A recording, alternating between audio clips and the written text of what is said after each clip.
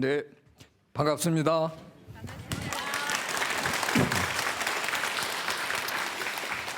저는 고향이 강원도 강릉이거든요. 전 늘 제 고향이 이 세상에서 제일 아름다운 곳이라고 늘 자랑하고 다니는데, 강릉 못지않게 아름다운 진주에서 제가 이런 강의를 하게 돼서 너무 반갑습니다. 오늘 저는 기후변화와 생물다양성에 대한 얘기를 좀 드리고자 합니다. 언뜻 그냥 제목만 들으면 뭐 다 아는 얘기 같잖아요. 하도 뭐 기후변화 얘기 요즘 언론에서 너무너무 많이 얘기하는 거고요.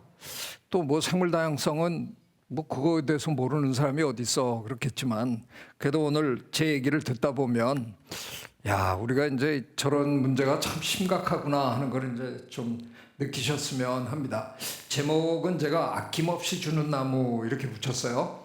저는 미국에서 제 아이를 낳아서 키웠는데요. 제가 미국에서 우리 아이 키울 때 이 책을 참 많이 읽어줬어요. 근데 미국 책의 제목은 그냥 The Giving Tree입니다. 미국 말로는, 영어로는 그게 별로 이상하지 않았는데요. 그걸 우리말로 그냥 번역을 하려니까 주는 나무. 이게 조금 이상해요. 뭐 주는 나무 약간 뻘쭘합니다. 그래서 아마도 우리말로 번역하시는 선생님이 자기 마음대로 수식어를 하나 갖다가 끼워 넣은 겁니다. 아낌없이 주는 나무. 근데 저는 우리말 제목이 너무 마음에 들어요. 나무는 정말 우리에게 아낌없이 주잖아요. 그늘을 주고 열매를 주고 뭐 온갖 걸 주다가 죽으면 또 우리에게 목재로 또는 땔감으로, 이게 뭐 남김없이 그냥 있는 자기를 그냥 다 우리에게 줍니다.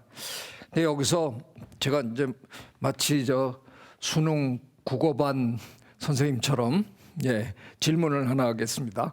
여기서 나무가 비유하는 것은, 이렇게 질문을 하면 1, 2, 3, 4 중에 자연, 그렇죠? 자연을 택하셔야죠. 사실은 나무라 그랬지만 큰 의미로 보면 자연이 우리에게 아낌없이 준다, 그런 얘기를 하고 싶은 겁니다.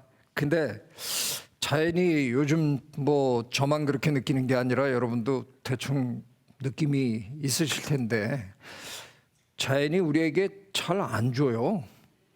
근데 안 준다는 게 우리가 자연을 그렇게 못 주게 만들어 놓은 겁니다. 자연에게 우리가 장애를 입혀가지고, 자연이 그렇지만 않으면 우리에게 많은 혜택을 줄 건데 그러지 못하고 있는 자연, 이게 다 우리가 저지른 거라는 얘기입니다. 그래서 오늘 제가 아마 드리는 얘기의 거의 핵심이 우리가 저지른 일이다 하는 얘기를 제가 아마 드리게 되는 것 같습니다. 뒤로 잘 안 넘어가네요. 이렇게 하면 갈래나? 네. 그동안 우리가 알고 있던 환경 문제들, 환경 재앙들은 전부 국지적으로 벌어지는 일들입니다. 그 유명한 미나마타 병이라는 거는 일본의 바닷가 미나마타 현에서 수은 중독이 일어나서 기형아가 막 탄생하고 그러던 일이었고요. 뭐 태풍이 불면 전 지구적으로 부는 건 아니잖아요. 홍수가 나도 어느 지역에 나는 거고, 우리나라 같으면 예전에 낙동강에 페놀 사건이라는 게 상당히 큰 사건이 있었습니다. 한강은 멀쩡했거든요. 그러니까 이게 다 지역에서 벌어지는 걸로 우리는 그동안 알고 있었는데, 이게 최근에 이런 엉뚱한 문제가 생긴 겁니다. 기후변화라는 건 국경이 없어요. 그냥 전 지구적으로 벌어지는 일입니다. 저지르는 놈 따로 있고 당하는 놈 따로 있고 막 이럽니다. 미국하고 중국하고, 우리나라는 나라도 조그만 나라가 왜 저지르는 쪽에 속하는지 모르지만 하여간 우리나라 만만치 않게 저지르는 나라입니다. 그러는 와중에 저 남태평양에 굉장히 평화로운 나라들, 투발루, 통가 뭐 이런 나라들은 자기는 아무 잘못이 없는데 바닷물이 계속 차올라와서 그냥 나라가 지금 사라지고 있습니다. 투발루는 이미 제가 듣기로는 뉴질랜드나 호주 정부랑 얘기가 다 끝났다고 그럽니다. 이제 조만간 투발루 국민들은 전부 그 두 나라로 이주 해서 거기 가서 살게 됩니다. 우리는 어쩌다가 나라를 한번 빼앗겨 본 그런 아주 뼈아픈 경험을 해본 사람들이잖아요. 근데 지금 남태평양의 몇몇 나라들은 그냥 뭐 특별히 잘못한 것도 없는데 그냥 나라가 사라지는 겁니다. 세상에 이것처럼 억울한 일이 어디 있습니까? 자기네가 잘못한 것도 아닌데. 그래서 이제 이게 국제 문제가 돼서 세계 지도자들이 지난 뭐 몇십 년 동안 툭하면 만나서 이 문제를 어떻게 할 거냐. 근데 참 제일 많이 저지르는 나라 미국이 협조가 잘 안 돼가지고 참 힘듭니다.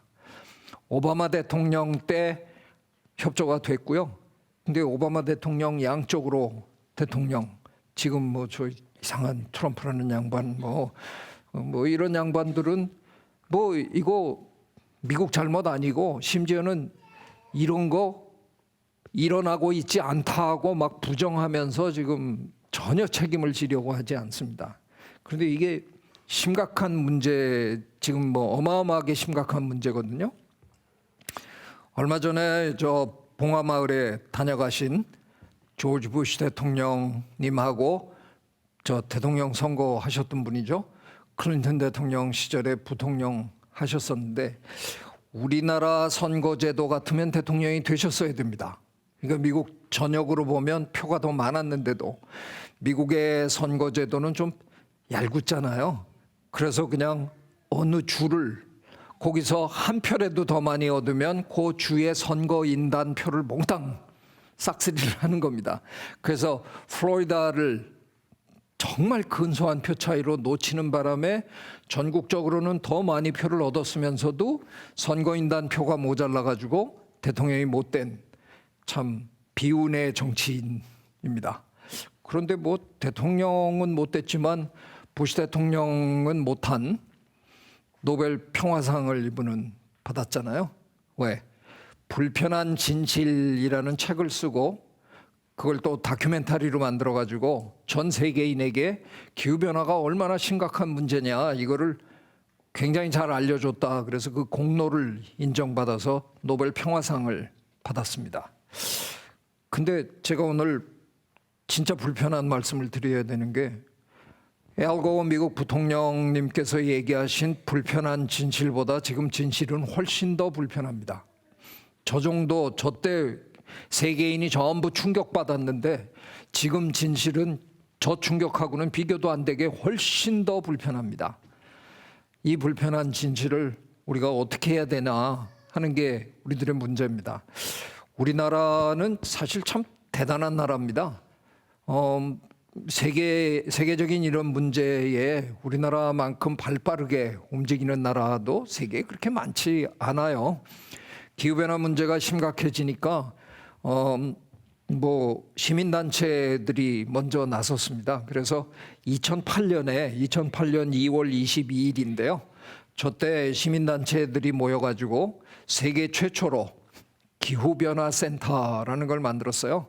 근데 이게 뭐 세계 최초라고 별로 자랑스러울 건 없어요. 왜냐하면 외국에는 이런 이슈들을 연구하는 연구소들이 이미 있었기 때문에 그 연구소들이 다른 환경 문제 연구하다가 기후변화 문제가 심각해지니까 그것도 뭐 일찌감치 연구를 했어요. 근데 우리나라는 그런 기관이 별로 없다 보니까 그냥 민간인들이 모여가지고 이거 심각하다 좀 해보자.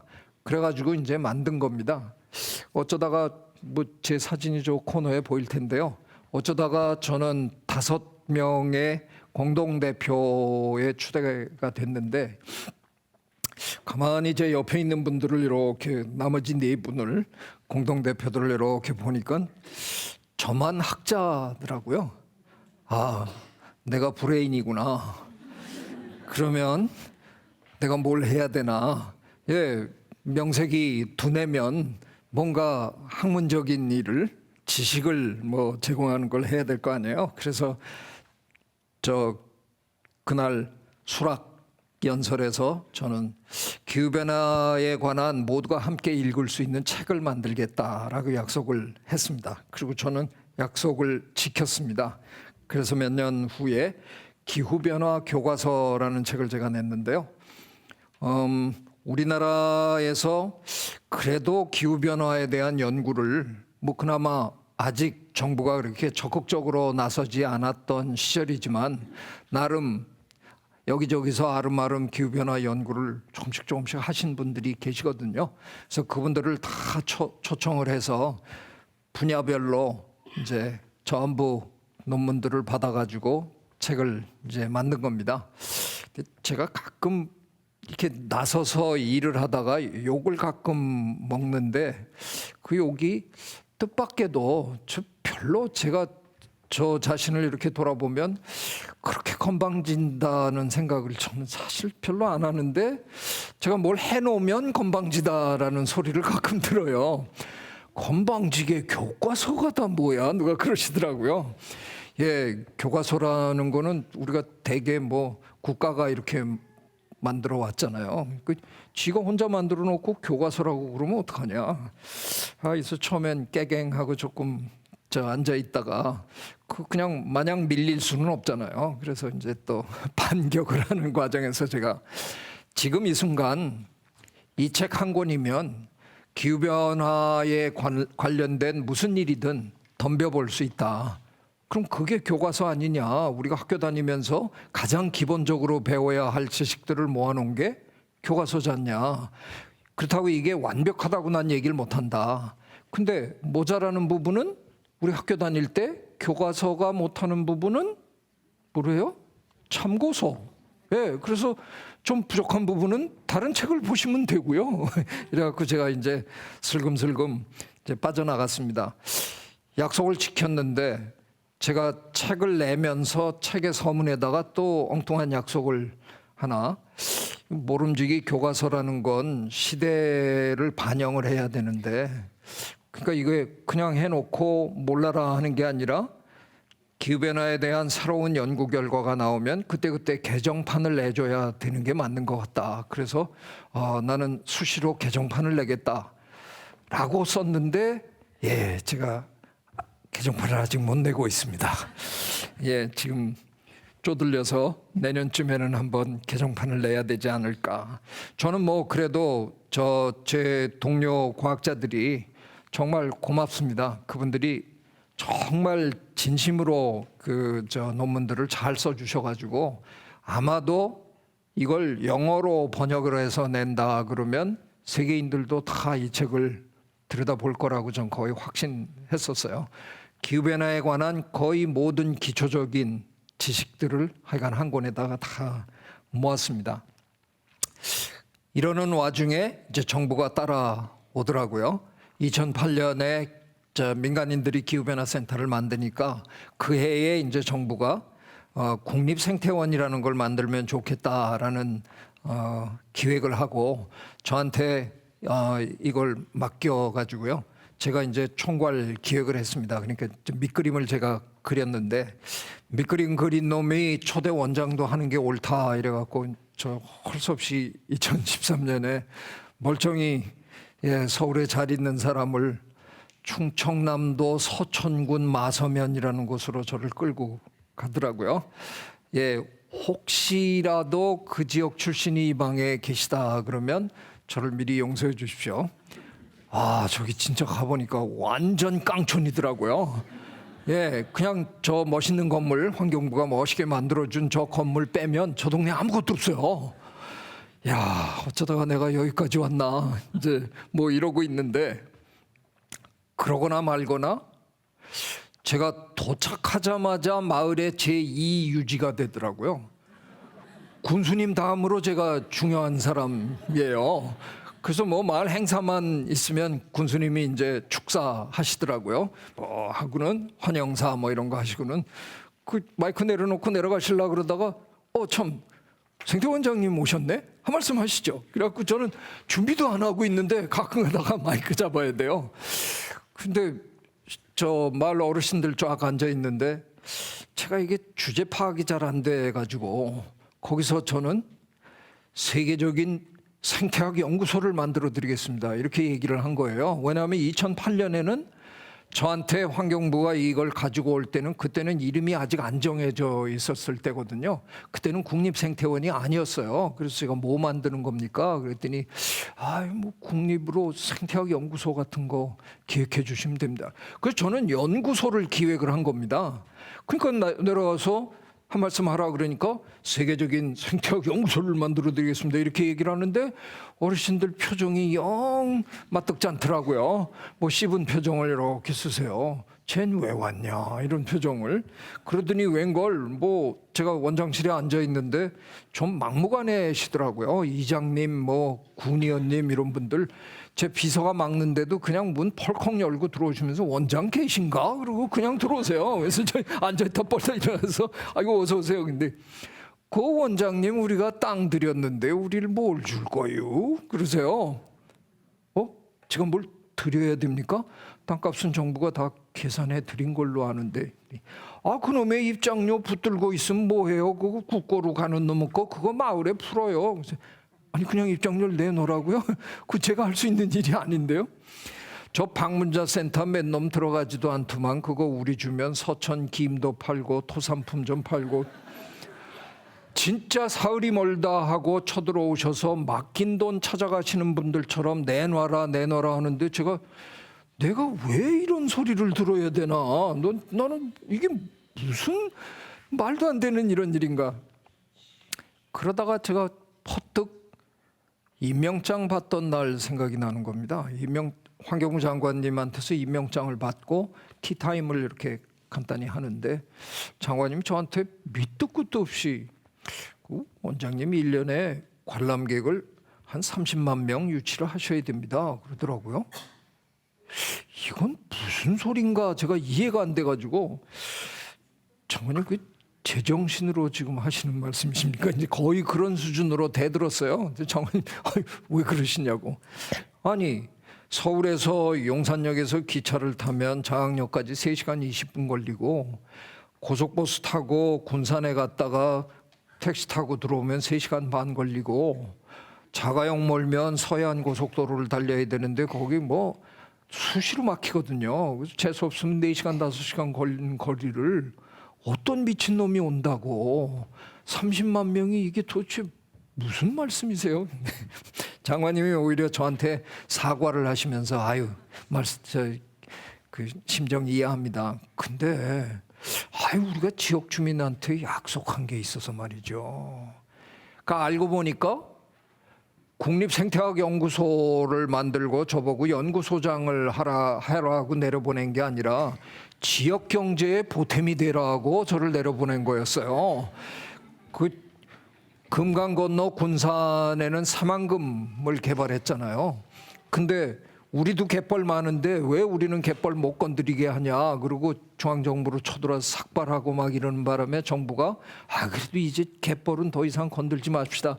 그래서 대안사업으로 국립생태원을 지어줄 테니까 당신들은 환경을 훼손하지 말고 환경을 보존하면서도 경제 이득을 얻는 이런 새로운 실험을 한번 해봐라 이런 거였더라고요. 그래서 그 막중한 임무를 맡고 제가 이제 내려간 겁니다. 근데 그걸 제가 몰라가지고 이거 이제 어떻게 해야 되나 난감하더라고요. 저는 공부하러 간 건데 장사하라고 절더러 그런 거니까. 그래서 스스로에게 이제 계속 질문을 던집니다. 지역 경제에 보탬이 되려면 도대체 뭘 해야 되나? 그랬더니 답이 의외로 쉬운 답이 나오더라고요. 저 깡촌에 보다 많은 분들을 불러들이라는 거잖아요. 그래서 그분들이 와서 돈 쓰고 가게 만들어라 이겁니다. 그러면 이 깡촌에 사람들을 불러 모으려면 뭘 해야 되나? 답은 끊임없이 흥미로운 볼거리를 제공해야 된다는 거죠. 그래서 저 3년 2개월 원장으로 일했는데요. 아마 제가 크고 작은 전시를 한 30개 정도를 끊임없이 기획해서 끊임없이 올렸습니다. 그러니까 이런 상황을 제가 연출해야 되는 겁니다. 이거 충남 서천에 국립생태원이라고 아주 멋있는 곳이 생겼다는데 가보셨어요? 이분은. 나 지난달에 갔다 왔어요. 우리나라 사람들의 관람 문화에 아주 특징적인 게 있더라고요. 제가 관찰해 보니까 서양 사람들은 어디 좋은 곳에 가서 그걸 보고 뭔가를 배우고 이러는 걸 굉장히 중시하는데요. 우리나라 사람들은 제가 가만히 보니까 그냥 갔다 왔다가 중요해요. 거기 가서 뭘 했느냐는 별로 중요하지 않고요. 가가지고 이거 인증샷 한번 찍으면, 그래서 왜 유럽 저 단체 여행 가시면 새벽에 버스 타고 하루에 7군데 돌잖아요. 뭘 배우는 게 아니라 가서 그냥 일단 사진 찍고 또 기사님 타라 그러면 또 타고 또 다음에 가고 이러는 거예요. 그러니까 이제 이 장면이 어떻게 이어지냐면, 나 지난달에 갔다 왔어요. 그분은 관에 들어갈 때까지 절대로 다시 안 오십니다. 그런데 이 전시기관이 성공을 하려면 재방문율이라는 게 좋아야 되더라고요. 이제 저 배웠죠. 어떻게 재방문율을 어떻게 높여야 되나. 우리나라에서 재방문율이 높은 곳은 놀이동산 뿐입니다. 다른 곳은 다 힘들어합니다. 한번 봤는데 내가 그걸 왜 또 봐, 이런 마음들이라서요. 그렇다면 이 장면이 이렇게 이어져야 되는 거죠. 그럼 그 한 달 전에 가셨을 때 개미전 보셨어요? 나갔을 땐 개미전 없었는데, 제가 조금 개미전 없었는데, 그러면 이제 아이씨 또 가야 되네. 그래서 그런 분들을 또 오게 만들고 또 오게 만들고 하는데, 어쩌다가 제가 좀 성공을 했습니다. 그래서 30만 명 목표로 준 거를 제가 대들었었는데 첫 해부터 100만 명이 오시는 바람에 졸지에 이제 저는 굉장히 성공한 CEO로 마을 어르신들이 저한테 국회의원 출마해 달라고까지 할 정도로, 제가 사랑받고 하여간 무사히 일을 마쳤습니다. 그랬거나 말거나 저는 뭐 어차피 여기에 가서 연구를 하는 게 제 마음속에 가장 중요한 거였기 때문에 제가 연구 분야를 2가지 연구를 우리는 해야 되겠다고 얘기를 했어요. 하나는 기후변화에 관련된 과학 연구를 해야 되고, 또 하나는 생물 다양성에 관련된 생태학 연구를 하자, 이렇게 이제 제가 제안을 하고, 어쩌다가 제가 이런 일을 하는 와중에 UN 기후변화 협약이라는 곳에서 저를 무슨 챔피언으로 뽑았다고 연락이 오더라고요. 제가 뭐 권투를 한 것도 아닌데 왜 챔피언인지 저는 그 용어가 좀 이상한데, 4명을 저 전 세계에서 뽑아놓으라 그러더라고요. 한 분은 필리핀의 여성 국회의원, 그리고 아까 제가 말씀드린 이제 물에 잠기는 나라 중에 하나인 통가의 여성 환경운동가, 그리고 또 한 분은 이집트의 사업가. 근데 이분이 굉장히 사업을 환경 친화적으로 잘 하시나 봐요. 그분하고 저하고 이렇게 4명을 뽑았대요. 그것도 또 이렇게 둘러보니까 저만 학자더라고요. 내 또 브레인을 해야 되나? 뭐 이런데 그쪽에서 저한테 아예 딱 얘기를 해주는 게, 우리나라에 한번 회의가 있었어요. 근데 환경부에서 절더러 특강을 해달라고 그래서 제가 이제 그 회의에서 서울에서 했었는데 한 30분 정도 영어로 특강을 해달라고 해서 이제 했는데, UNFCCC 그 기후변화 협약 본부 사람들이 그날 와서 쭉 듣다가 저 양반을 여기저기 보내가지고 강연을 시키면 된다. 그래서 저는 강연하는 사람으로 챔피언이 된 거예요. 참 어이가 없는데, 그래서 제가 지난 한 2년 동안 세계 여러 나라에 불려갔습니다. 가서 저 기후변화가 왜 중요한가 뭐 이런 걸 이제 강연을 해야 되는데, 처음으로 간 데가 이집트에 가서 강연을 했는데요. 저는 국내에서 이렇게 강연하면 뭐 여러분도 그러실지 모르지만 가끔은 강연 끝나고 나면 사인해달라, 사진 같이 찍자, 뭐 이런 일이 뭐 가끔은 있습니다. 근데 외국에 나가서 그런 경험은 한 번도 해본 적이 없거든요. 외국에 나가면 저 과학 학회에 가니까 다른 학자들이나 마찬가지로 저도 뭐 한 20분 제 논문 발표하고 뭐 질문 받고 그거지, 그러고 난 다음에 누가 뭐 사진 찍자 이런 거 없거든요. 근데 저 이집트에 가서 했는데 우리 외교부 직원들하고 환경부 직원들이 그날 같이 와 있었는데, 그 사람들이 놀랄 정도로 한 20명이 줄을 섰어요. 그리고 사인해달라, 뭐 사진 찍자. 이게 도대체 왜 이런 일이 벌어졌나. 나중에 이제 저녁 때 주최 측 사람들이랑 얘기해보고 뭐 그때 20분하고도 조금씩 나눠본 얘기로 결론을 내보면 저는 원래 생물 다양성 쪽 사람입니다. 생물학자이기 때문에. 기후변화는 되게 기상학자들이 하는 연구잖아요. 근데 기후변화가 중요해지면서 저는 어떻게 보면 이제 이쪽으로 스카우트가 돼갖고 당신이 좀 맡아 해달라. 그래서 기후변화 쪽에는 제가 그렇게 뭐 썩 전문성이 있는 사람이 아닌데 제가 이렇게 하다가 보니까 생물 다양성 쪽 사람들은 기후변화에 대해서 그래도 많이 압니다. 왜냐하면 기후변화로 인해서 생물 다양성이 많이 지금 사라지고 있거든요. 그래서 우리는 기후변화를 공부해야 됩니다. 근데 가보니까 기후변화 사람들은요, 생물 다양성에 대해서 아는 것도 없고 관심도 없더라고요. 근데 이제 제가 챔피언이라는 사람이 와가지고 기후변화만 중요한 게 아니라 기후변화로 인해서 생물들이 사라지는데 어쩌면 이게 더 직접적으로 우리를 힘들게 만들 일일 거다 이렇게 했는데 처음 들어봤다는 거예요. 그래가지고 감동받았다 뭐 이러고 아니 이런 걸 처음 들어보면 어떡하나. 그래서 사인해 주면서도 당신들 참 말도 안 된다 뭐 이러는데 지금 뭐 거의 가는 나라마다 이런 일이 지금 계속 반복이 되고 있어요. 그래서 참 어이가 없다는 생각이 드는데, 예, 바로 이겁니다. 제가 누구예요? 북극곰인데 여러분이 그동안 보던 북극곰 같지가 않잖아요. 꼭 무슨 큰 개 같잖아요. 북극곰 원래 이래야 되는데 너무 말랐죠. 먹을 게 없어서. 예전에는 북극곰은 물에 들어가서 뭐 물개 한 마리 잡아가지고 푹 하고 올라오면 거기 얼음이 있어요. 그래서 얼음 위에 올라가서 뜯어 먹고 이랬는데 지금은 이 온대지방에 사는 사람들 때문에 빙하가 너무 많이 북쪽에 빙하가 너무 많이 녹아가지고 얘가 물에서 물개 잡아갖고 올라와서 이렇게 둘러보면 얼음이 안 보인다는 겁니다. 어떡하지? 근데 보다 보면 저만큼 떠내려갔다는 거죠. 거기까지 헤엄쳐서 가다가 익사합니다. 제 물고기가 아니잖아요.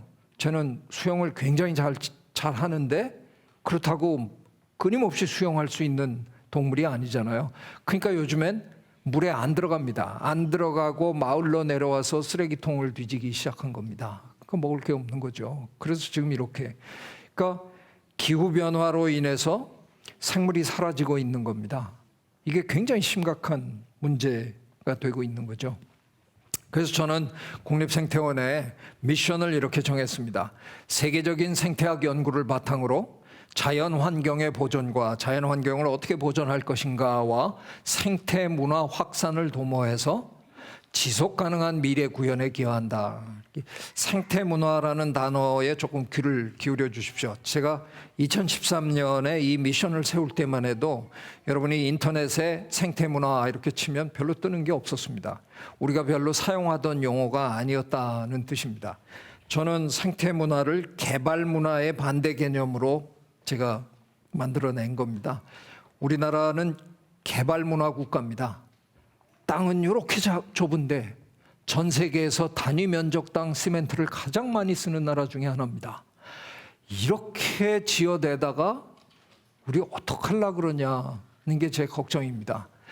개발을 하겠다는 사람들은 분명히 저 자연을 그대로 두지 않고 그걸 어떻게든 변형하겠다는 사람들이잖아요. 그러면 개발 안 하겠다는 저 같은 사람이 우선권이 있어야 되는 거 아니에요? 나 그냥 두고 싶은데요. 근데 그걸 애써 바꾸겠다는 사람이 저를 설득해야 되는데 우리나라는 그동안 완전히 거꾸로였어요. 개발하는 분들이 너무 당당해요. 개발하는 분들이 우리를 가리켜서 동네 주민들한테 저놈 때문에 여러분이 경제 발전을 못해요. 제가 괜히 단식 투쟁하는 바람에 우리가 이걸 못해요. 이건 완전히 거꾸로 된 겁니다. 우리 이런 식으로 가다간 대한민국은 살 곳이 안 됩니다. 모든 곳이 다 자연 파괴가 일어나고 이 다음에 어디 살 곳도 없는 겁니다.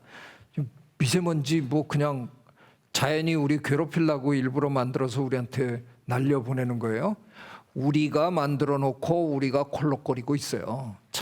참 한심한 얘기입니다. 그래서 어떻게 돼야 되냐면 생태 문화가 중심에 있고 개발을 해야 되는 분들은 왜 해야 되는지를 명확하게 설명할 수 있어야 합니다. 근데 개발하려고 하는 분들이 제일 많이 사용하는 단어가 있습니다. 환경 친화적. 저는 그 단어가 무슨 뜻인지 죽었다 깨나도 모릅니다. 환경 친화적, 그건 있을 수 없는 말입니다.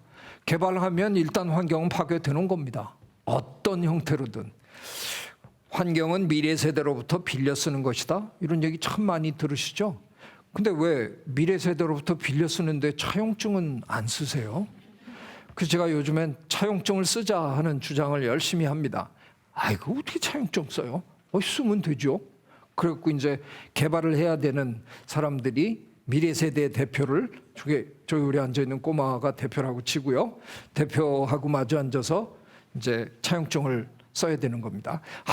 저희가 환경 친화적으로 여기를 그냥 진짜 멋있게 잘 개발해 드리면 이 다음에 어른이 됐을 때 정말 저 경제 소득도 올라가고 너무 좋을 거예요. 이렇게 설명을 해요. 그래갖고 어린이 대표가 사인을 해줘야 우리가 이제 차용증을 받았으니까 미래 세대로부터 빌렸으니까 이제 하면 되잖아요. 근데 제가 충청도에 3년 살다가 충청도 사투리를 2개를 배웠어요. 미래 세대 대표가 그거 다 듣다가 뭐라 그러는 줄 알아요? 이렇게 또 냅둬유. 냅둬유. 우리가 그때 가서 그냥 알아서 할게요. 우리 거라면서요. 그걸 뭘 미리 그렇게 걱정을 하시고 되시유. 그냥 우리가 알아서 그때 가서 냅둬유 되시유면 끝나는 얘기입니다. 그럼 우리 차용증 못 받아요.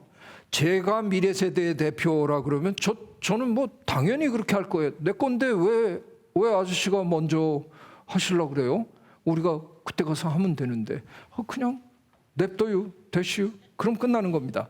제 생각엔 거의 이래야 될 거라고 생각합니다. 왜? 지속 가능한 미래를 구현하려면요. 지속 가능한 미래라는 게 뭐냐?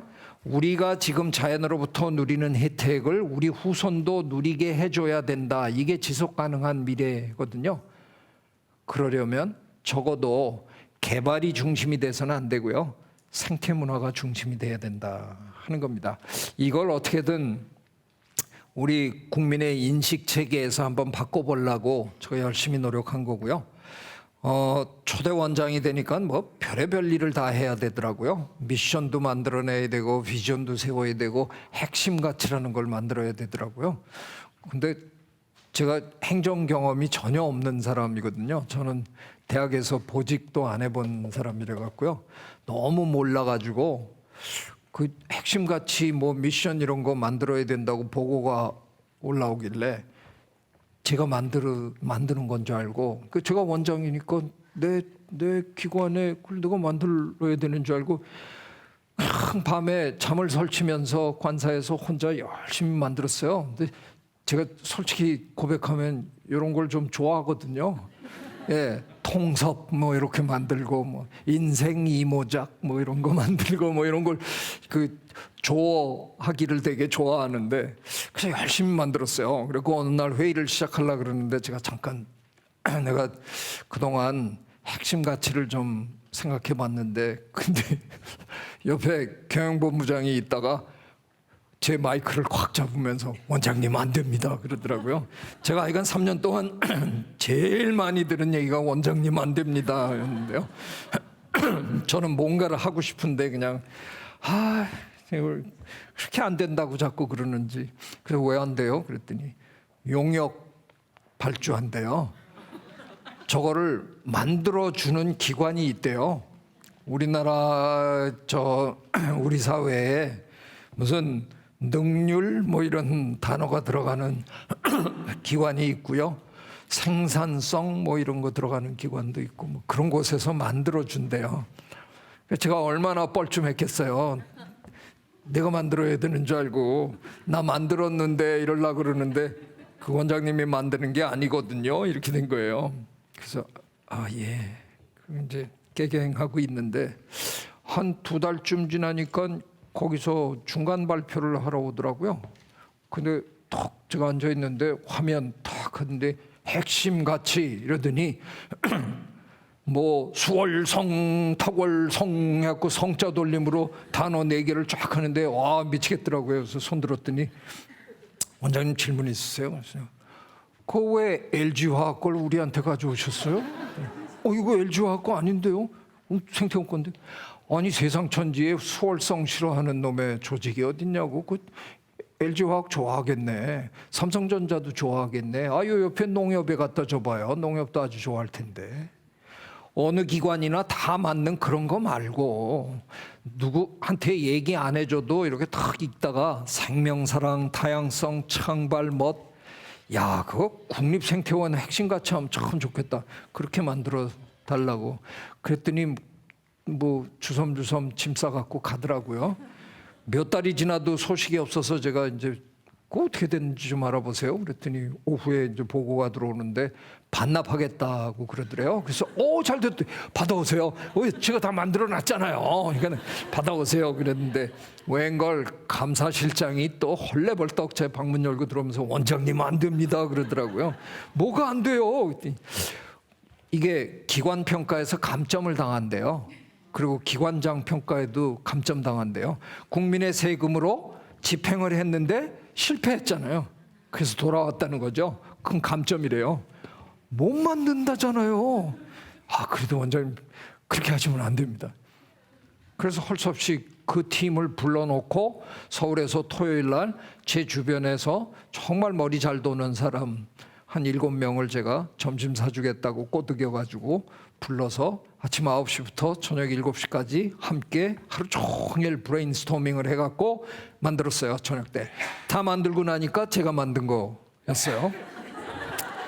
돈도 3천만 원 주고 제가 만들고 그거야말로 감사감이잖아요. 국민의 세금을 말도 안 되게 쓴 거 아니에요. 진짜 억울한데. 제가 은근히 지자랑하는 건데요. 그 기관마다 가보면 핵심 가치라는 게 있습니다. 여러분이 신경을 이렇게 관심을 보이셨는지 모르지만 액자에 이렇게 넣어가지고 복도에 이렇게 붙여져 있거든요. 근데 대개 보면 영혼이 없는 단어들이에요. 정직, 근면 뭐 이런 거 적혀 있는데 그거 쳐다본다고 더 정직해지는 것도 아니고 그런 거 말고 진짜 이 안에 이 기관에 혼이 담긴. 그래서 저는 생명사랑, 다양성, 창발, 멋 요 4가지만 확실히 이해하면 국립생태원이라는 곳이 뭘 하는 곳이라는 거 분명히 알게 되고요. 그래서 전 직원이 이걸 확실하게 숙지하도록 3년 동안 열심히 여러 가지 일을 했습니다. 무슨 행사를 해도 무조건 4팀으로 나눠가지고 마지막에 다양성 팀하고 창발 팀하고 결승 붙게 하고 이런 온갖 이걸 다 했는데요. 그래서 저는 제 직원들이 잠꼬대로도 이걸 했다고 믿고요. 그냥 지나가면서 툭 치면 생명사랑, 다양성, 창발 그냥 나옵니다. 그럼 정확하게 이해하고 있다고 생각했습니다. 제가 이걸 간단하게 설명해 올리겠습니다. 왜냐하면 어떻게 보면 이게 제가 오늘 말씀드리려고 하는 핵심, 그야말로 핵심 가치 또는 핵심 개념이기 때문에요. 생명사랑은 하버드 대학 시절에 제 지도 교수님 윌슨 교수님이 쓰신 책에서 제가 따온 겁니다. 바이오필리아라는 책인데요. 그야말로 생명, 사랑이란 뜻입니다. 무슨 얘기냐 하면 예전에 우리가 동굴에 한동안 살았잖아요. 그 동굴에 살 때를 한번 연상해 보시면 됩니다. 저 두 동굴에 두 가족이 사는데요. 왼쪽 동굴에 있는 가족은 생명사랑의 정신이 올바른 생명사랑의 철학이 투철한 분들입니다. 그래서 우리의 생명만이 중요한 게 아니라 이 세상 모든 생물들의 생명이 중요하구나. 그래서 우리가 주변 환경을 깨끗하게 유지해주고 아무거나 막 잡아먹으면 안 되고 양보하고 이런 사람들이에요. 그래서 보시다시피 그 동굴 환경이 아주 깨끗하잖아요. 그리고 청빈하게 사시는 모습이 보이잖아요. 약간 영양실조에 걸린 거 같기도 하고 이렇습니다. 자, 오른쪽 집안은 좀 다릅니다. 오른쪽 집안 분들은 그따구 별로 중요하지 않아요. 그래서 그냥 마음이 편합니다. 아무거나 막 잡아먹고 그냥 합니다. 근데 이분들도 혼은 있을 거 아니에요. 웬 놈의 집구석, 웬 놈의 동굴 구석이 이렇게 냄새가 많이 나고 파리는 왜 이러고 뭐 불평을 막 늘어나요. 그러면 할아버지가 마실을 쓱 다녀오세요. 지팡이 짚고 턱 마실을 한 바퀴 다녀오시고 뜩 집에 오셔서 하시는 말씀이 이사 가자. 그러세요? 그때 저 당시 이사가 뭐 이삿짐 센터 불러가지고 뭐 이럴 거 있어요? 가구도 없고 뭐 아무것도 없는데 저 당시 이사는 어떻게 가냐면요. 그냥 이렇게 앉아 있다가 그럴까요? 그리고 일어나서 그냥 가면 그게 이사예요. 그때 뒤에 남겨놓고 간 조개 무지를 요즘 우리 고고학자들이 뒤지고 뭐 이러는 거잖아요. 할아버지가 저 집이 요 동굴에 살고 있었는데 저 위에 더 좋은 동굴 찾으셨대요. 그래서 그냥 옮겨가는 거예요. 그냥 가면 돼요. 제가 오늘 이거 방송 나가는데 큰일 났다. 제가 중대 발표를 지금 하나 할 건데요. 제가 대선을 준비하고 있습니다. 대통령 근데 왜 웃으세요? 제가 심각하게 저는 하면 안 되는구나. 네, 그냥 농담이었습니다. 근데 그냥 농담으로 하자면 지금 이제 노무현 대통령님 돌아가신 지가 이제 10년이 넘었는데 노무현 대통령님의 공약 중에 하나가 수도를 옮겨주겠다는 공약이었어요. 그래서 세종시가 만들어졌잖아요.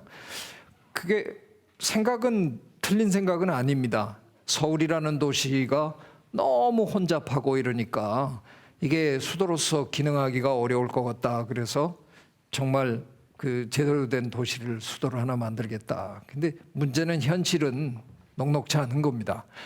근대 역사에 수도 옮겨갖고 된 나라가 없거든요. 호주도 뭐 다 대충 실패했어요.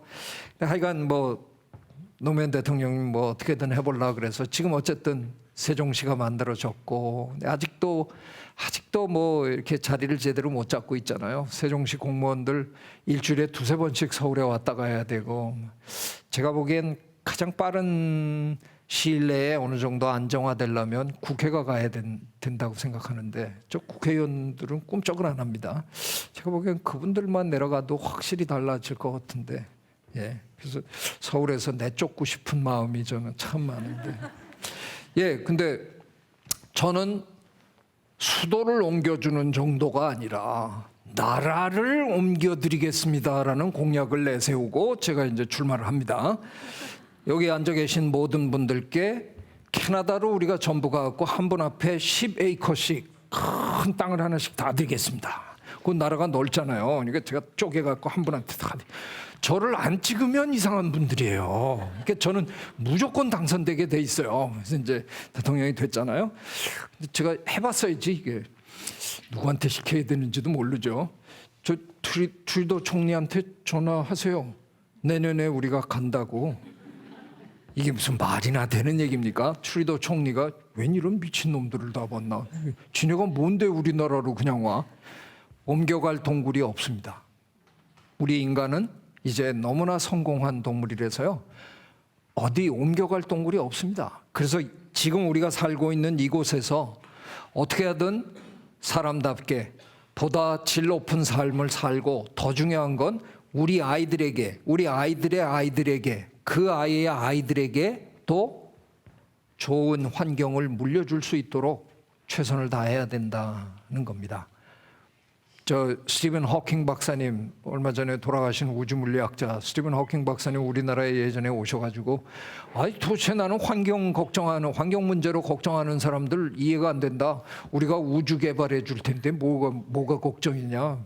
그래서 저는 그날 질문 기회를 못 찾아서 질문은 못했는데 나중에 제가 글로 썼어요. 아이고 단순하신 분이네.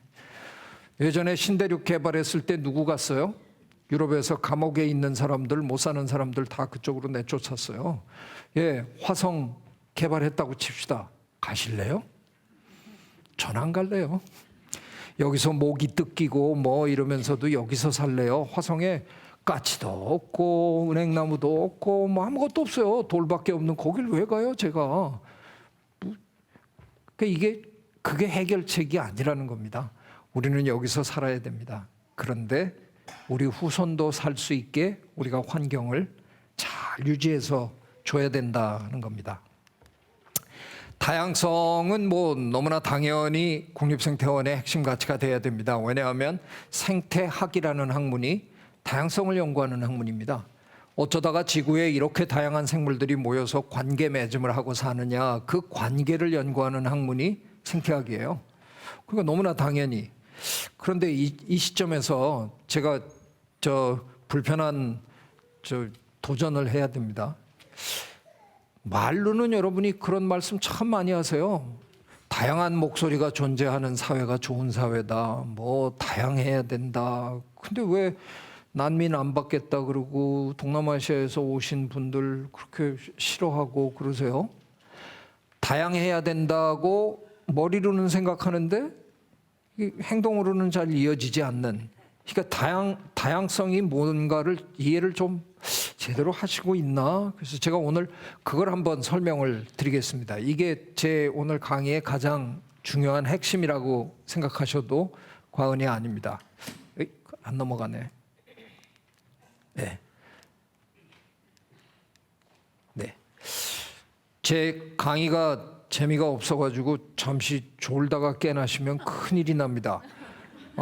카프카의 변신, 프란츠 카프카의 변신 첫 장면으로 제가 모시고 갑니다.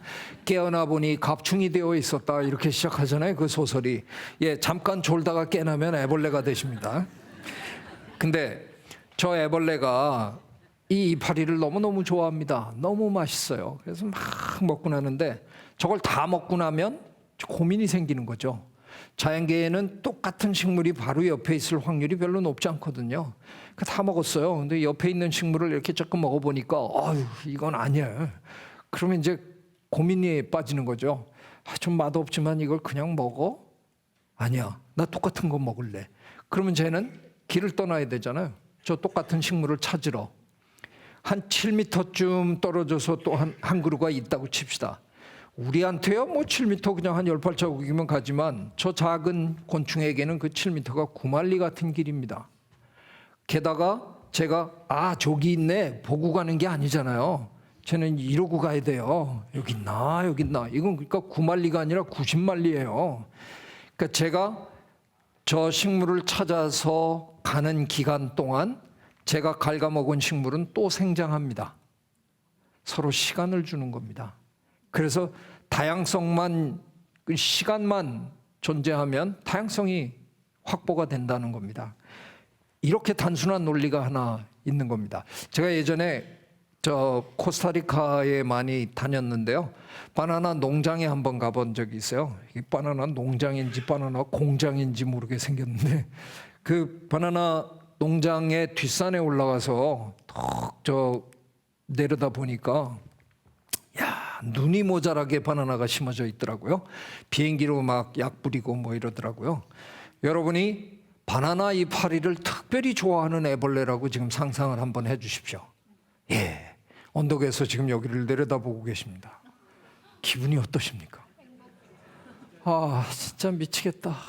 내가 제일 좋아하는 게 이렇게 그냥 눈이 모자라게 그래서 들어가서 먹기 시작합니다. 먹다가 넘어져도 먹을 게 있고 뒹굴어도 먹을 게 있고 쓰러져도 먹을 게 있고 이건 뭐 완전히 천국이 따로 없잖아요. 그렇게 먹고 있는데 조금 있다 몸이 축축해져요. 농부가 와서 농약을 뿌립니다. 살충제를. 아니 이건 예의가 아니시죠. 초대하시고 야 임마 내가 널 언제 초대했어. 아니 이게 초대가 아니면 세상 천지에 내 친구들 지금 전국에서 몰려오고 있어요. 지금 소문 나가지고. 이게 우리가 농사 짓는 방법이잖아요. 예전에 이곳에는 굉장히 다양한 식물들이 섞여 살던 곳입니다. 그걸 우리가 들어가서 깨끗이 밀어내고 우리는 한 가지로만 심습니다. 그러면 그 식물을 좋아하는 곤충들은 모일 수밖에 없잖아요. 그래갖고 그들이 갉아먹으니까 우린 또 싫어서 우린 살충제를 뿌립니다. 제가 명색이 국립생태원 초대원장까지 한 그래도 우리나라에서 한다 하는 생태학자인데 제가 이렇게 얘기하면 저를 이제 뭐 인터넷에 막 올리고 난리 하시겠지만 저도 이 세상의 모든 모기를 한 번에 다 죽일 수 있는 살충제를 개발하고 싶습니다. 제가 곤충을 연구했다는 죄로 저희 집에 모기잡입니다. 저는 모기가 안 물어요. 제가 피가 쓰대요. 근데 제 안 사람은 모기가 너무너무 사랑해요. 근데 불 딱 끄면 엥 하잖아요. 그럼 저희 안 사람은 한마디만 해요. 모기! 그러면 저는 빨딱 일어나야 돼요. 일어나서 불 켜고 그 모기를 잡기 전에는 저는 취침을 못 합니다. 근데 요즘 모기들이 영악해요. 불 켜면 숨어요. 그래서 불을 꺼야 이놈들이 싹 나타나요. 그러니까 어떨 땐 전 한밤중에 30분, 1시간 벌써요. 예, 슬리핑 뷰티를 내려다 보면서 그 잠자는 미녀, 제 안 사람을 모기들이 좋아하거든요. 그래서 거길 보고 있으면 모기가 나타나요. 그래서 잠자는 미녀에게 이렇게 부채질을 하면서, 그럼 저희 안 사람은 부채질까지 해주니까 너무 새근새근 잘 자요. 근데 모기는 못 잡아요. 그러면 전 불을 끄고 살짝 자야 되잖아요. 살짝 누우면 또 모기 잡았어? 그래. 어떨 때는 이제 슬슬 뭉갤라 그러는데 그건 안 통하더라고요. 한 3분 지나면 또 엥 해요. 그럼 모기, 그럼 전 또 일어나야 돼요. 그래서 기필코 잡아야 됩니다. 그래서 제가 그냥 이 세상의 모든 모기를 근데 제가 아무리 노력해도 저는 성공하지 못합니다. 왜냐하면 자연이라는 곳은 워낙이 유전적으로 워낙이 다양한 곳이라서요. 살충제 하나로 몽땅 제거하는 거는 그냥 불가능합니다.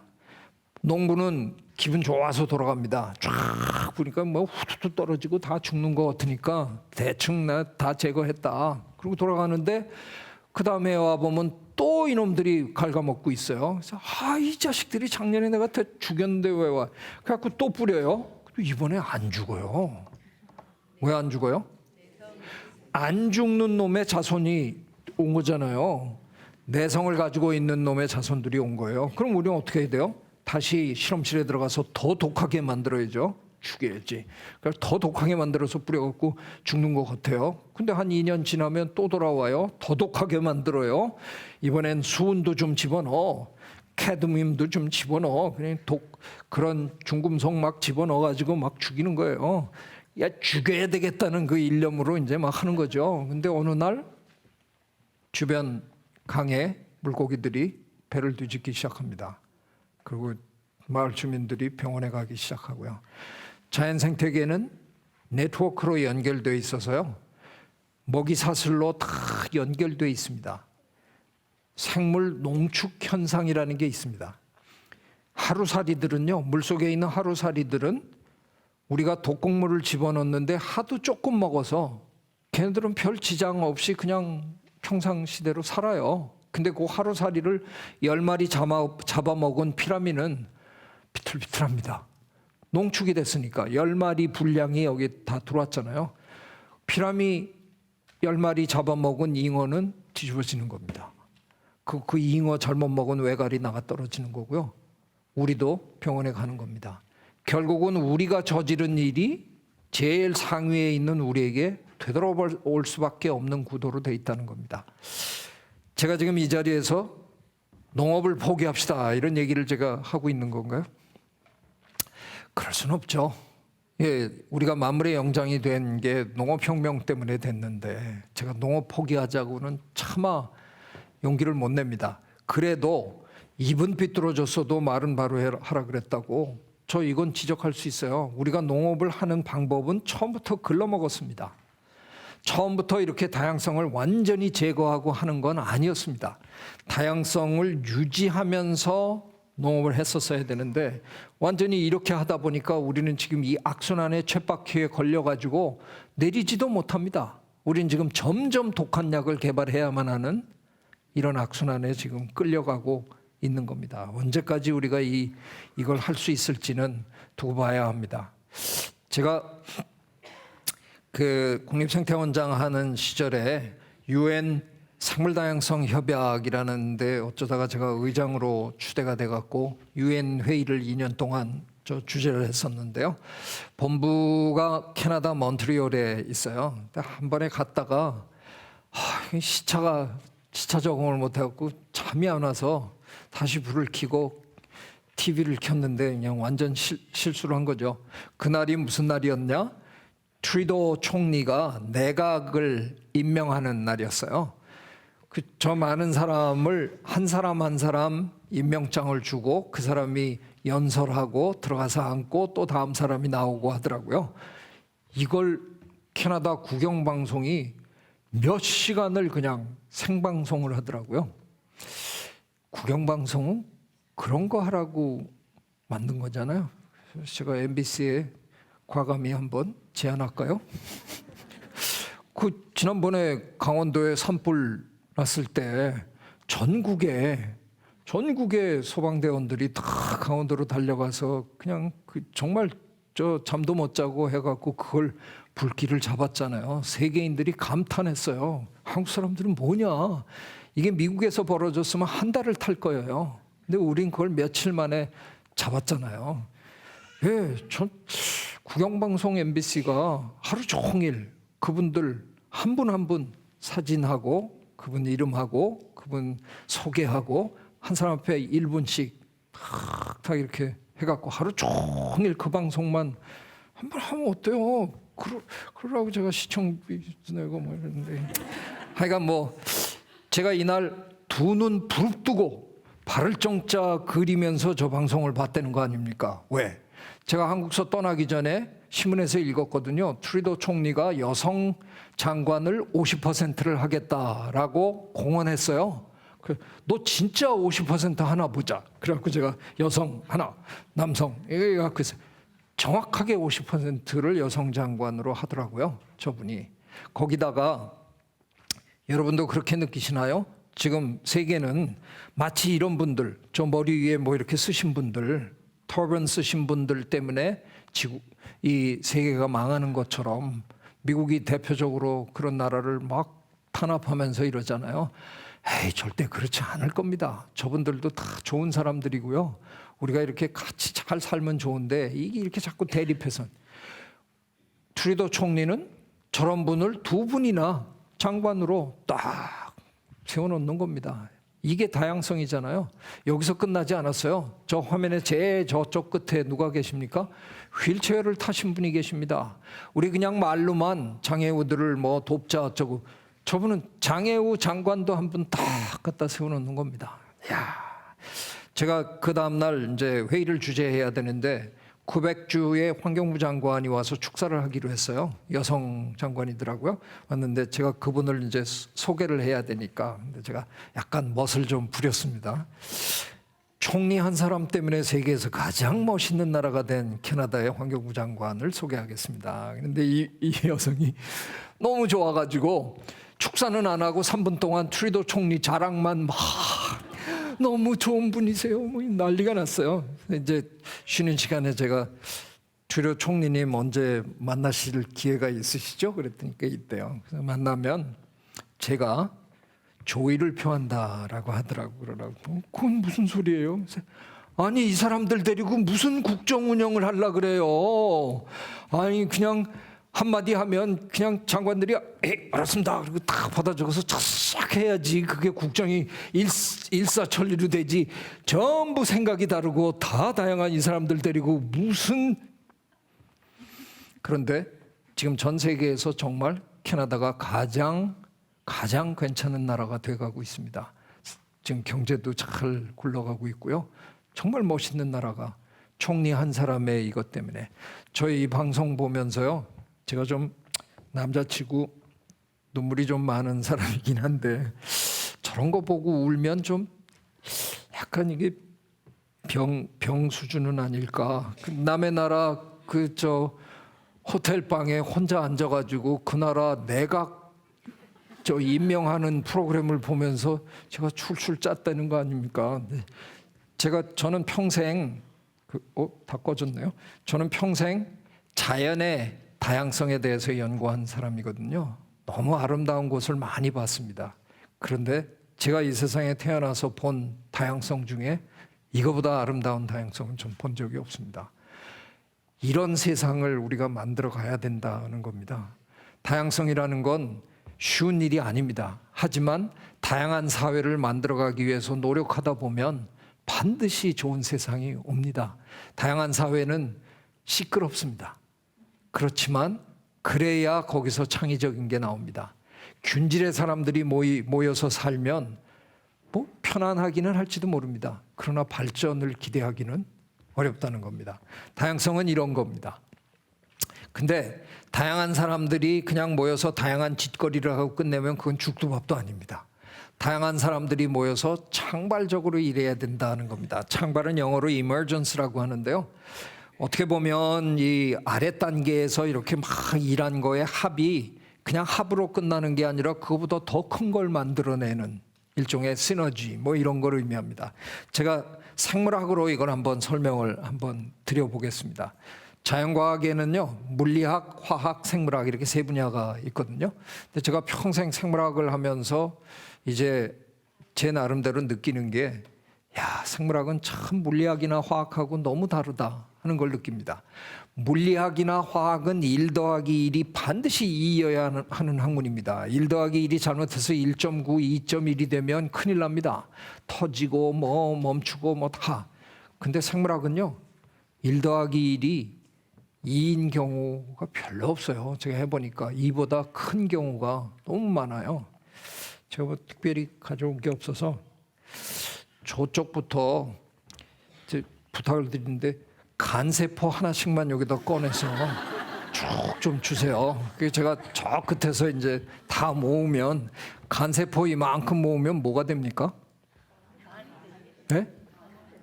간땡이. 예. 예, 간땡이가 됩니다. 근데 이번엔 제가 간세포 안 하고요. 심장세포 하나씩만 좀 떼주시면 안 됩니까? 심장세포를 다 모았어요. 심장세포를 잔뜩 모아놓으면 간세포는 잔뜩 모아봐야 그냥 간땡인데요. 심장세포는 잔뜩 모으면 무슨 일이 벌어지냐면요. 지네가 알아서 뛰기 시작합니다. 박동을 만들어냅니다. 그게 심장입니다. 심장세포 하나하나를 들여다보면서 얘네 묶어놓으면 지네가 알아서 뛸 거야. 예측 못합니다. 그런데 그게 생물이라는 겁니다. 아랫단계 세포 단계에서는 전혀 예상하지 못했던 게 심장이라는 기관이 되면 거기서 그런 이상한 새로운 일이 만들어지는 겁니다. 그래서 생물학이 기가 막히게 재밌는 학문입니다. 저는 이런 식으로 일을 하면 10명이 모여서 일하는데 그 10명의 능력의 합이 아니라 100명의 일처럼 막 늘어나는 이런 게 얼마나 좋을까. 제가 사실은 그 통섭을 집어넣어 볼까 한번 그랬는데 지가 초대 원장하면서 지가 유행시킨 말을 또 핵심같이 넣었다 그러면 또 얼마나 또 욕먹겠습니까? 그래서 사실은 통섭을 빼고 창발을 넣은 겁니다. 어떻게 보면 비슷한 개념이라고도 볼 수 있는 겁니다. 자, 제가 국립생태원의 핵심 가치를 생명, 사랑, 다양성, 창발 그리고 돈 그랬으면 에이, 완전히 이상해졌을 거예요. 제가 최근에 저 인터넷에서 찾아가지고 스스로 되게 야 이렇구나 한 게 있습니다. 이게 현대인의 삶이랍니다. 에이 설마 나는 저렇게 안 살 거야. 근데 돈 없으면 못 살잖아요. 그래서 정도의 차이는 있지만 관에 들어가서 이렇게 생각해 보니까 내가 평생 그냥 돈 쫓아가다가 끝났구나 이렇게 된다는 거죠. 근데 뭐 국립생태원에서 일하면서 이건희 회장처럼 부자 될 일도 없고요. 국립생태원이 뭐 이렇게 돈 버는 기관도 아니고 그래서 제가 돈 대신 멋을 집어넣어 놓고 제가 직원들한테 이렇게 너스레를 떱니다. 대한민국에서 몇 명이 이런 곳으로 매일 출근하냐? 얼마나 행복하냐? 예, 전 진짜 행복했어요. 매일 아침 출근하면서 야 어떻게 내가 이런 곳에서 일할 수 있나? 예, 그래서 이렇게 너스레를 떨면서 직원들을 막 독려하고 어떻게 일을 했더니 아까 제가 그러면서 온갖 전시를 다 만들어내고 하면서 했더니 특히 저는 제가 평생 개미를 연구했기 때문에 개미 전시회를 만들어 가지고 성공을 했습니다. 이게 열대에서 지구상에서 농사를 지을 줄 아는 동물이 딱 셋이거든요. 개미, 흰개미, 그리고 제 앞에 앉아 계신 이 동물 이렇게 셋인데 뭐 여러분은 여기만 나가면 논밭이 있으니까 우리 인간의 존재 역사 내내 농사를 지었나 착각하시는 분이 계실지 모르지만 우리가 농사를 지은 건 한 10,000년 정도밖에 안 됩니다. 그런데 우리가 이 지구에 탄생한 건 적어도 한 20만 내지 25만 년 전이거든요. 그 얘기는 뭐냐 하면 우리의 존재 역사에 우리가 농경을 한 건 최근 5% 미만의 시간이라는 겁니다. 95% 시간, 절대적인 시간 동안에는 우리는 주워 먹고 잡아먹고 이랬어요. 그걸 수렵 채집이라고 하죠. 그러다가 아주 최근에 5%도 잘 안 되는 과거에 우리 조상님들이 야, 한번 길러 먹어보자. 그래서 우린 지금 조금 해보는 중이에요. 근데 이 개미는 저 버섯을 길러 먹고 사는데요. 저 버섯의 DNA를 추출해서 저희가 얼마나 오래됐나를 측정을 해보니까 무려 6,500만 년이라는 계산이 나오더라고요. 지금으로부터 6,500만 년 전 지구에 무슨 일이 있었냐. 저 북미와 남미 사이에 바다 카리브해에 거대한 운석이 떨어져 가지고 공룡들이 다 죽어나갔던 그때가 6,500만 년 전이거든요. 그때부터 이 개미들은 농사를 짓기 시작했습니다. 요즘 뭐 유럽이나 북미 여행 가셔서 자연사박물관에 종종 가보시는데 좋은 자연사박물관에 가면 이 개미 전부 전시하고 있어요. 왜냐하면 이게 진짜 인기몰이 넘버원이거든요. 저 작은 곤충이 뭘 안다고 저렇게 열심히 이파리를 잘라가지고 자기 몸보다 큰 이파리를 입에 물고 집으로 달려와서 저걸로 퇴비를 만들고 그걸로 농사를 짓고 그걸 이렇게 보면서 재미 한 개도 없다. 그러면 정신병원입니다. 이게 인두껍을 쓰고 저게 재미없으면 그분은 뇌회로가 분명히 잘못되신 분입니다. 그건 있을. 하여간 그래서 저도 만들었고요. 그 다음에 저 옆에 있는 개미는 배짜기 개미라는 개미인데 세상에 많은 개미들이 땅속에 굴 파고 사는데 쟤네들은 어쩌자고 나무 위에 이파리를 이렇게 엮어가지고 방을 만들어서 그 방 안에 들어가서 삽니다. 얘네가 방 만드는 광경은 정말 볼만한데요. 오죽하면 우리가 개미허리라 그럽니까? 그 가는 허리를 뒤에 놈이 입으로 물었고요. 그놈의 허리를 또 뒤에 놈이 입으로 물고 하는 식으로 바디 체인을, 몸 사슬을 수십 개를 만들어 가지고 저 수백 마리의 개미들이 마치 누가 구령을 부르는 것처럼 동시에 협업으로 이파리를 끌어당깁니다. 그래서 가까이 당겨놓고는 가운데 슬라이드에 보시면 자기들 중에 애벌레가 고치를 틀 때 자기 몸을 감싸기 위해서 분비하는 실크를 가지고 꿰맵니다. 그래서 방을 만드는 겁니다. 기가 막힙니다. 저 과정을. 이건 호주에서 데려다가 저기 전시를 했는데 한 1개월쯤 되니까 전시본부 직원이 저한테 원장님 큰일 났습니다. 그래서 왜요? 뭐 어떻게 됐어요? 그랬더니 쟤네들이 방을 다 만들었어요. 근데 우리나라 사람들의 관람 문화의 또 특징적인 게 내가 돈 내고 들어왔는데 동물이 아무것도 안 하면 무지하게 화냅니다. 그래서 유리창 막 때리고 그 동물이 자면 깨워야 되고 그리고 민원 제기합니다. 들었는데 쟤가 안 와 여기. 그래서 지금 생태동물원 만들려고 뭐 나무도 심어주고 하는데 고릴라가 나무 뒤에서 숨어 있으면 민원 제기하시는 분들이 우리나라 관람객이에요. 근데 다 만들어서 쟤네가 가만히 있으니까 뭐 유리창 두들기고 얘네 왜 안 만들어 뭐 이러신다는 거예요. 그래서 아이고 참 그렇죠. 근데 뭐 걱정 안 해도 돼요. 아침에 출근하면 그냥 들어가서 칼로 한번 쭉 그어놔요. 슉 한번 그어놓으면 하루 종일 또 그거 꿰매야 되거든요. 그래서 하여간 이런 것까지 해가면서 이건 뭐 세계 어디에 가도 이런 전시는 여러분이 볼 수 없습니다. 그러니까 정말 세계 최고의 전시를 제가 만들어내고 이렇게 난리를 쳤더니 아까 제가 말씀드린 대로 첫 해에 100만 명이 오시더라고요. 이태에도 100만 명이 오시고 첫 해 12월 이거 아주 극적으로 12월 30일 날 들어오시더라고요. 100만 찍힌 들어오신데 우리 전부 숨어 있다가 꽃다발 들고 폭죽 짜잔 나가서 폭죽 터뜨리고 뭐 사진 찍고 뭐 해갖고 뭐 환경부에 보냈더니 환경부에서 보도자료로 초대박, 대박도 아니에요. 초대박해서 뭐 난리법석하고, 예, 진짜로 지역 경제의 보탬이 됐답니다. 저 깡촌에 250개의 음식점이 새로 문을 열었답니다. 제가 원장을 하는 그 기간 동안. 그래서 진짜 마을 어르신들이 저 떠나지 말아달라고 그 청와대에 엄청 민원을 많이 넣겠다고 했더니 진짜 많이 넣었나 봐요. 그래서 이 나라에서 기관장을 연임한다는 거 거의 있을 수 없는 일인데 정권이 바뀌면 임기 안 채운 분도 밀어내야 되는데 저는 뭐 저 연임하라고 통보가 청와대에서 왔어요. 근데 제가 건방을 떨었습니다. 그 장면에서 탁 받고. 이걸 왜 청와대가 결정해? 내가 결정해야지. 근데 이제 그 장난으로 얘기하는 거지만요. 건강이 너무 나빠지는 걸 제가 그냥 알겠더라고요. 그래서 전 더 이상은 안 된다. 그래서 이제 떠나야 된다. 군수님이 전화를 하시고 떠나기 전에 군청에 한번 왔다 가야 된다. 제가 김치국을 잘못 마셔가지고 군수님 저 감사패 이런 거 아주 딱 질색입니다. 만들지 않았어요. 뭘 지가 먼저.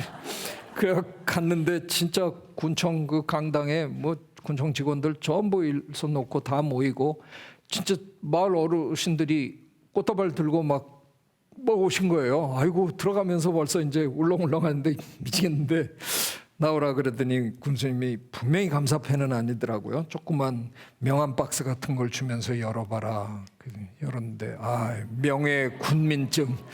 예, 그래서 이게 머리가 희끗희끗한 제가 그냥 그 무대에서 또 찔찔 짜고 뭐 이렇게 예, 다 그랬습니다. 거기다 또 괜히 정말 출판사에서 이 경험을 책으로 써달라 그러는데 남들이 얼마나 웃겠냐. 평생 경영하신 분들이 저 자식은 달랑 한 번 해보고 그걸 책으로 쓰네. 안 된다고 도망치다가 제가 왜 그랬는지 모르는데 어느 출판사에 잘못 코가 깨가지고 예, 숲에서 경영을 가꾸다 뭐 이런 책을 쓰고 믿기 어려우시겠지만 제가 요즘 대기업에 불려다닙니다. 경영 강의하러.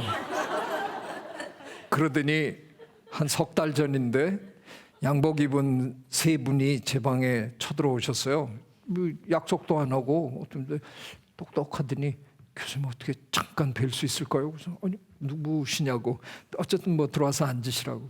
세 분이 앉았는데 서로 눈치만 보고 얘기를 안 하더니 한 분이 용감하게 저한테 저희 회사 사장님으로 좀. 그래서 내가 아니 이게 무슨 말씀이세요? 저는 그런 거 해본 적이 없고요. 그랬더니 저 책을 가방에서 턱 꺼내더니 이대로만 해주시면 되겠습니다. 알고 보니까 법정 관리 들어가는 회사래요. 회사가 이제 망하는데 그거를 근데 오셔서 좀 이렇게 예, 제가 이러다가 회사 사장이 되는 수가 있습니다. 농담인데요. 작년에 우리 왜 한때 흥분했었잖아요.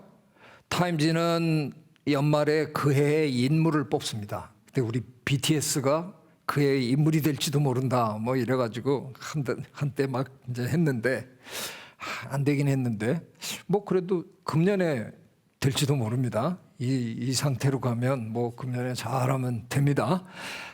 타임지는 근데 이상한 짓을 1988년에 했어요. 그 해에 인물을 뽑는 게 아니라 그 해의 행성을 뽑았습니다.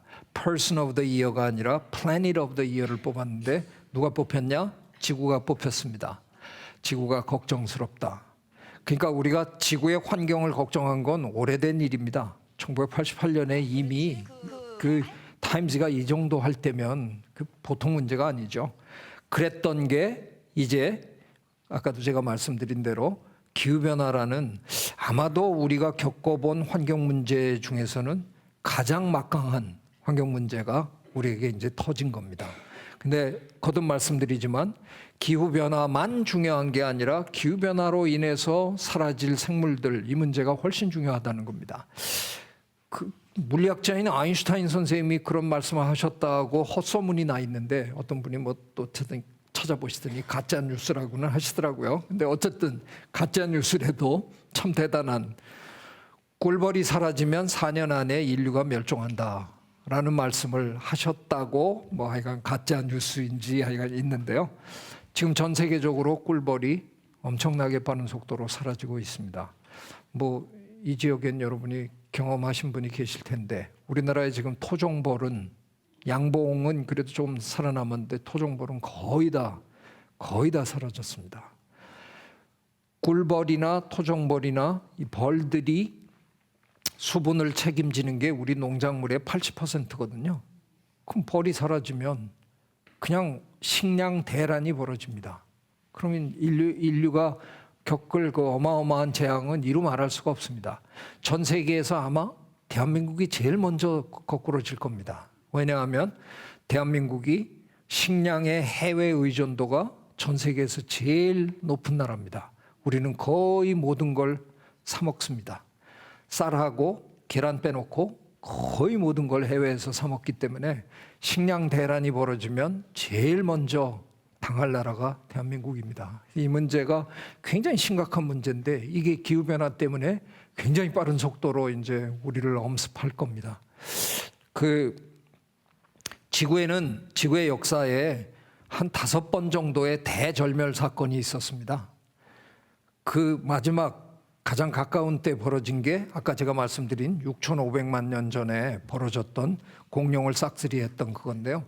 저희들은 지금 저희 생물학자들은 지금 제6의 대절멸 사건이 벌어지고 있다고 믿습니다. 그런데 특징적인 게 뭐냐면 지난 5번의 대절멸 사건은 전부 천재지변으로 벌어진 겁니다. 운석이 떨어지거나 화산이 폭발하거나 뭐 이런 건데 지금 제6의 대절멸 사건은 비교적 조용히 벌어지고 있습니다. 천재지변과 아무 상관없습니다.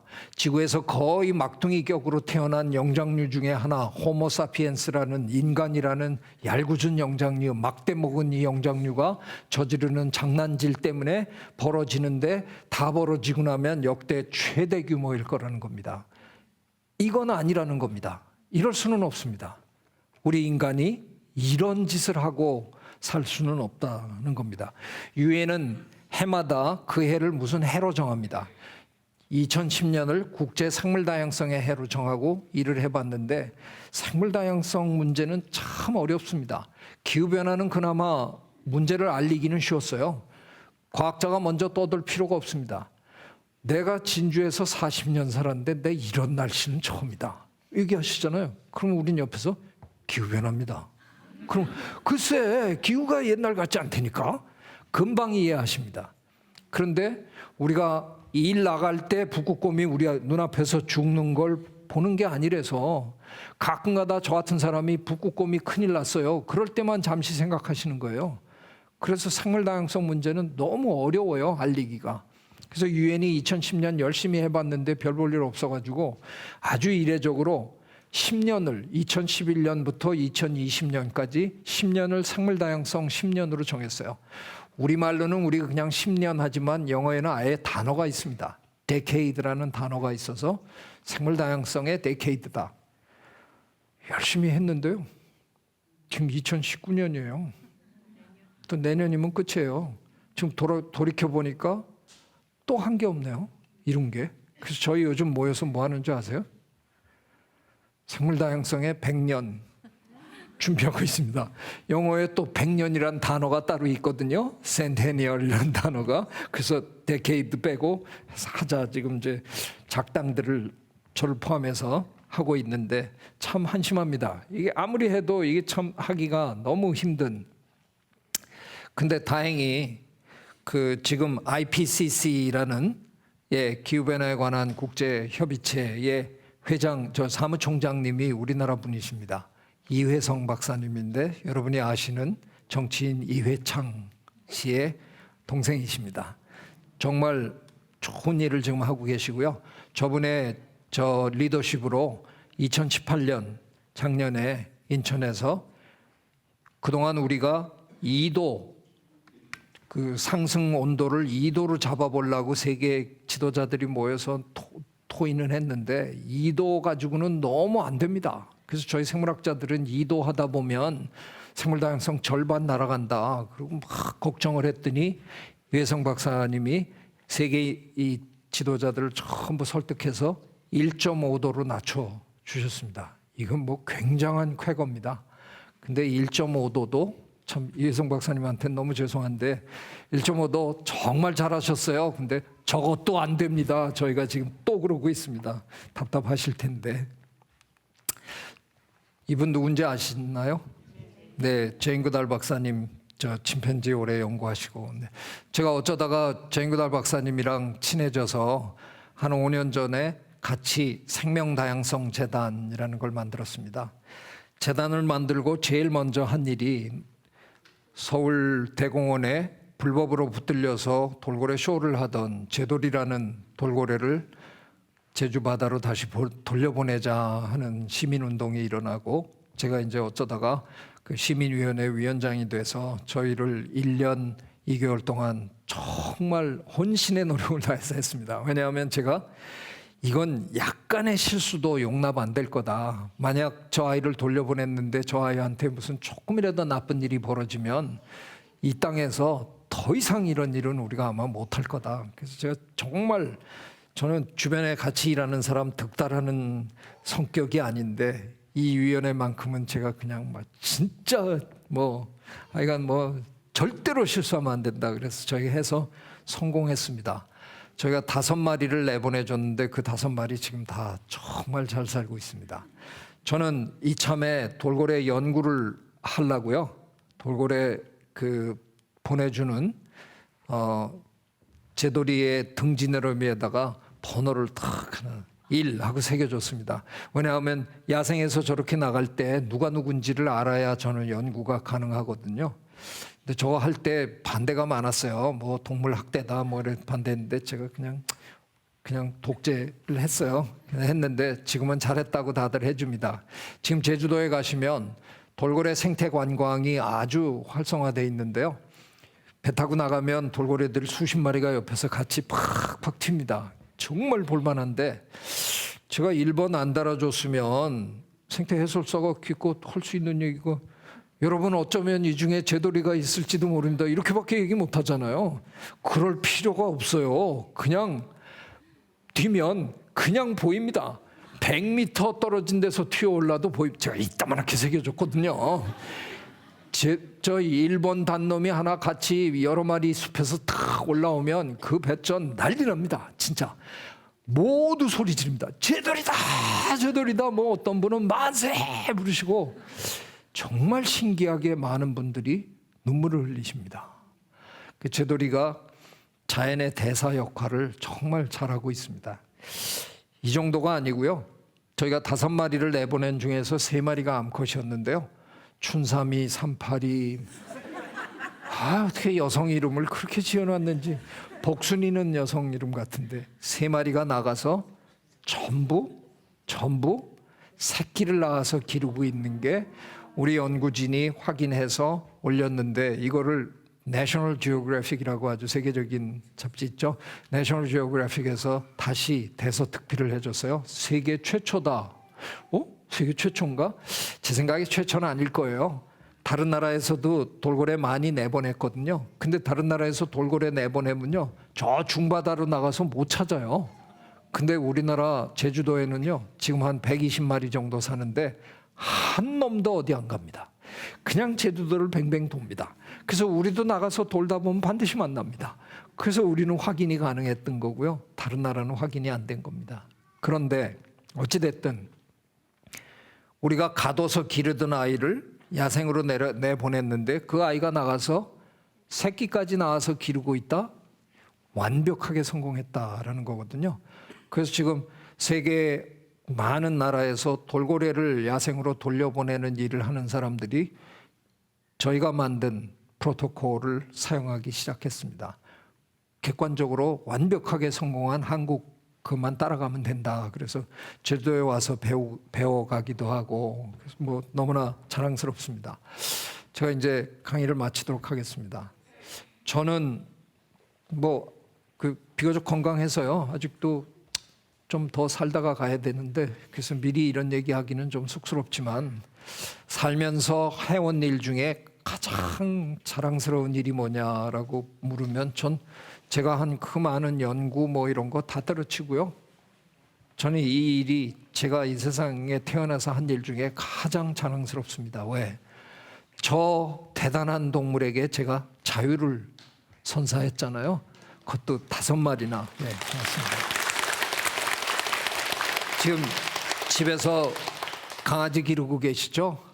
우리 집 강아지는 전 세계에서 가장 똑똑한 강아지잖아요. 내 마음 다 이해하고. 근데 거울 갖다 줘봐요. 하루 종일 짖어요. 그 거울 안에 있는 게 자기인지 몰라가지고. 돌고래는 거울 비춰주면 그냥 압니다. 그 안에 있는 게 자기라는 걸. 거울 안에 있는 존재가 자기라는 걸 아는 동물은 이 세상에 아주 드뭅니다. 인간, 침팬지, 뭐 코끼리, 돌고래 이 정도인데요. 우리 인간은 한 10개월은 돼야 거울 안에 있는 걸 보고 이게 난가? 이제 그때 겨우 압니다. 돌고래는 7개월이면 압니다. 굉장히 영리한 동물이고요. 여러분이 봄에 올챙이 몇 마리 퍼다가 어항에다 넣어놓고 뒷다리 나오면 풀어준다. 그거 제가 용서할게요. 왜냐하면 올챙이는 자기가 잡혔는지 모릅니다. 근데 돌고래는 압니다.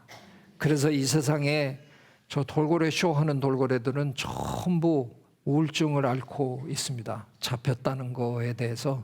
그래서 잘 안 먹고요. 이런데 돌고래 쇼에서 하는 그 많은 묘기들 우리 인간이 가르쳐 준 건 한 개도 없습니다. 걔네들이 신나면 바깥에서 다 하는 겁니다. 우리가 한 건 뭐냐? 이따가 돈 내신 분들이 들어올 거거든? 내가 이따 호루라기 불 거거든? 너 안 뛰면 너 오늘 저녁 없어. 그래서 굶겨서 시키는 겁니다. 그거 보고 재밌다고 박수 치셔야 됩니까? 하지 맙시다. 그래서 제가 오늘 제 마지막 여러분에게 드리는 말씀은 저한테 강의를 들으셨으니까 저랑 약속 하나 해달라는 겁니다. 수족관에 가실 때 이제는 검색이 가능하잖아요. 검색하고 가주세요. 그 수족관에 돌고래가 있거나 흰고래가 있으면 가지 말아 주십시오. 그러면 그 수족관이 망하면 저한테 전화가 옵니다. 그러면 제가 풀어주겠습니다. 저는 선언했습니다. 제가 죽기 전에 이 세상 시설에 있는 모든 돌고래, 흰고래를 다 바다로 돌려보내겠다라고 선언했습니다. 우리나라에 아직도 38마리가 있습니다. 예, 그 아이들 돌려보내야 합니다. 그래서 여러분이 꼭 저와 그런 일에 동참해 주시기를 바랍니다. 네, 제가 오늘 뭐 여러 가지 얘기를 그냥 막 중구난방으로 이렇게 드렸는데, 예, 우리가 앞으로 이 지구에서 요거 마지막 슬라이드로 하면서 말씀드리겠습니다. 우리 스스로를 가리켜서 호모 사피엔스라고 학명을 붙였거든요. 사피엔스라는 말이 현명하다라는 말입니다. 하다 지가 자기 보고 현명하대요. 근데 진짜 현명하십니까? 저 기왕에 있으니까. 근데 여기 뭐 레이블이 없네요.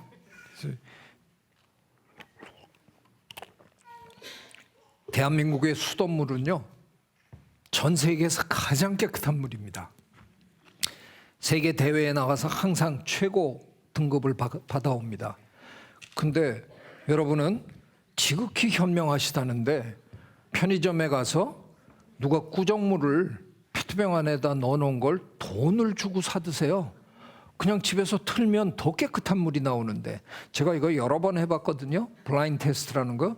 이렇게 아무것도 없는 걸로 해서 3병 이렇게 합니다.